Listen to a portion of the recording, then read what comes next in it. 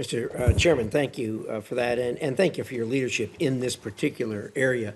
Most Americans are not familiar with the term transnational repression. It's not a household term or household phrase, but Americans understand the concept.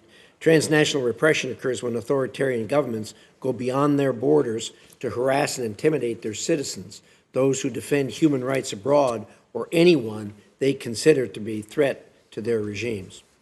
Governments who have gotten away with silencing dissident inside their own country are now trying to stifle free speech around the world, including the United States. Just last week, the Department of Justice, as the chairman referred to, unsealed an indictment alleging an Indian government official engaged in a plot to assassinate a U.S. citizen in New York City. It should surprise no one that China is leading the world in using transnational repression to quash any sign of dissent.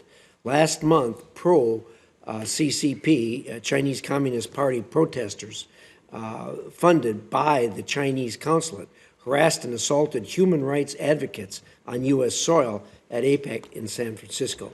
The failure of the administration and the city government to prevent or even respond to these attacks is deeply unfortunate. The administration prioritized a smooth meeting with Xi Jinping over addressing this issue publicly. Hong Kong authorities are increasingly engaged in acts of transnational repression. This fall, Hong Kong authorities issued bounties for political dissidents who left the city, some of whom are seeking asylum in the United States. Prominent Hong Kong businessman Jimmy Lee remains unjustly imprisoned, while the CCP harasses his international legal team. I look forward to hearing directly from Ms. Gallagher on that matter today. Beyond Asia, it is clear the legacy of Soviet tyranny looms large in Eurasia.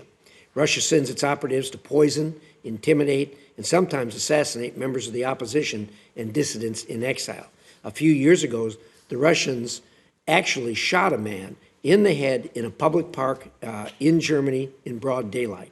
They also poisoned a man in a park in England in 2018, which a lot of us, of course, are very familiar with. There's no boundaries that they will respect, and that is clear. Our NATO ally, Turkey, is also a top offender.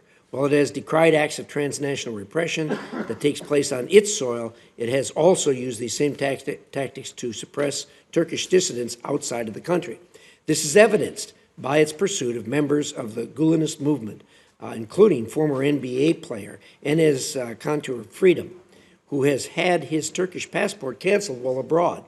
Interpol red alerts issued for his arrest, and threats so aggressive the FBI has issued him a call button.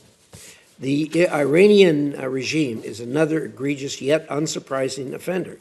It targets dissidents and critics abroad to include murder and kidnapping plots against Americans on U.S. soil. As countries fail to push back on these increasingly brazen actions that undermine sovereignty and national security, perpetrators grow more emboldened and additional countries adopt similar tactics. I look forward to hearing from our witnesses today on what more can be done to stop this egregious practice, and in particular, I want to hear what we, as the United States government, can do about it. Thank you, Mr. Chairman.